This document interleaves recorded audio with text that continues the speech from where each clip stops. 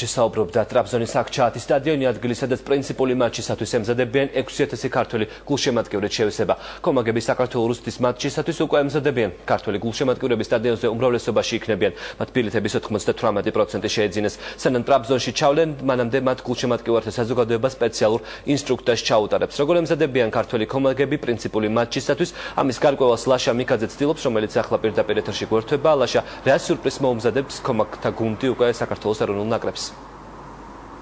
ნოდარ საქართველოს რუსეთის მატჩისთვის თბილისში განსაკუთრებით ემზადებიან ამ წუთებში სპორტის დეპარტამენტში საორგანიზაციო დეტალებზე მსჯელობენ. აქ უკვე შექმნილია სპეციალური კომაგთა კლუბი, რომელიც გულშემატკივრებს ქცევის წესებს გააცნობს და ასევე დაურიგებს მათ სპეციალურ ატრიბუტიკას.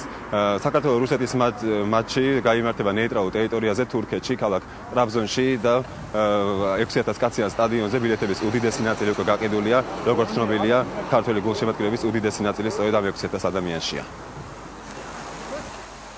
მატჩისთვის მობილიზებულია ყველა რესურსი, ანუ კომაგები მიყვავს, რომლებმაც გაიმარჯვეს სპეციალურ კონკურსში, მიყვავს აგრეთვე მედიის წარმომადგენელი ერთი ავტობუსით, სპეციალური ავტობუსით, რომ სათანადო დონეზე მოხდეს თამაშის და ჩვენი კომაგების გულშემატკივრების გაშუქება და რაც ყველაზე მთავარია, ვარიგებთ ძალიან ბევრ ატრიბუტიკას საქართველოს რაგბის კავშირისა და ზოგადად ჩვენი ქვეყნის ასე ვთქვათ დროშით და ასე შემდეგ გაფორმებული. ძალიან მნიშვნელოვანი მატჩია, აქ წყდება 1100 ბედი და გარდა ამისა ეს არის ტრადიციული დაპირისპირება საქართველოს და რუსეთს შორის და ჩვენ იმედი გვაქვს, რომ საქართველოს ნაკრები კიდევ ერთხელ შეძლებს გამარჯვებას.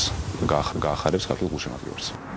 გულშემატკივრები თურქეთში ხვალ გაემგზავრებიან, მათ კი ვინც ტრაბზონში გამგზავრებას ვერ შეძლებს, თბილისის მერიის ინიციატივით შეეძლებათ ამ მატჩს პირდაპირ ეთერში სპორტის სასახლეში უყურონ. ეს ყოლაშა მიკაძე, რომელიც დიდი მატჩის მზადებისათვის პირდაპირ ეთერში